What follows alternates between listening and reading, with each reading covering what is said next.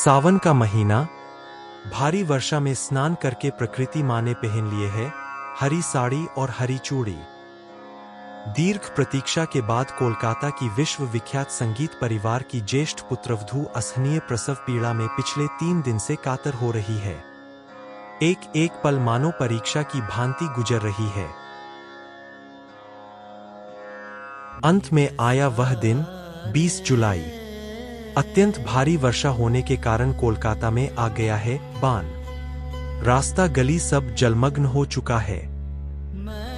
चारों ओर श्री श्री राधाकृष्ण की झूलन सजने की व्यस्तता। स्वामी विवेकानंद जहां से संन्यास जीवन शुरू किए थे, बंगाल की हुगली जिला आटपुर गांव में, जिस मकान में स्वामी विवेकानंद ने विरजा होम के माध्यम से संन्यास जीवन की प्रारंभ किए थे, उस मकान के मालिक डॉक्टर अरुण घोष जो आजीवन एक ब्रह्मचारी थे और अपने पूरे विषय संपत्ति रामकृष्ण मिशन को दान करके गया, उस महात्मा डॉक्टर के हाथ प्रकट हुई संत गौरांगी वैष्णवी माता।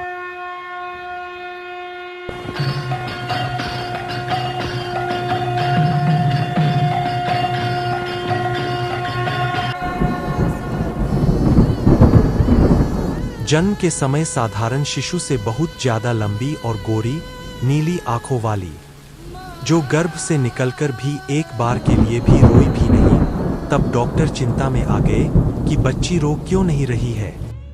तब परम सौभाग्यवती जननी श्रीमती कावेरी जी ने कहा, बच्ची की कान मेरे मुख के सामने कृपया लाइए।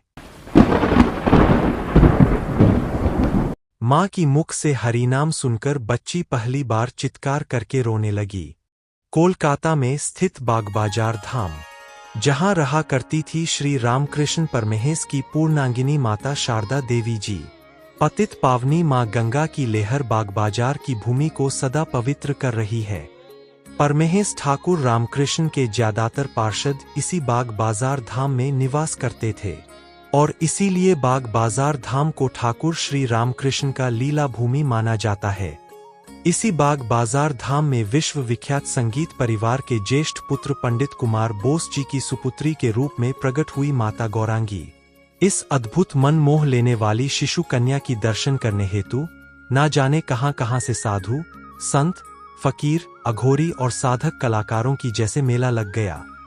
पूरे परिवार और मोहल्ले की नयनमणि गौरांगी बागबाजार धाम की भक्ति परिवेश में कमल लता की भांति बड़ी होने लगी।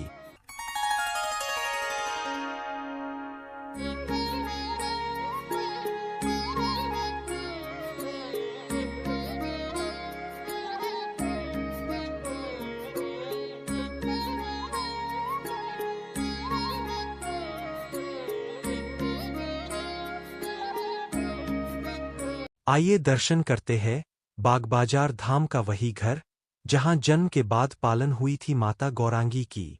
आज भी हजारों भक्तों इस घर में सिर्फ माथा टेकने के लिए दर्शन करने को आते हैं।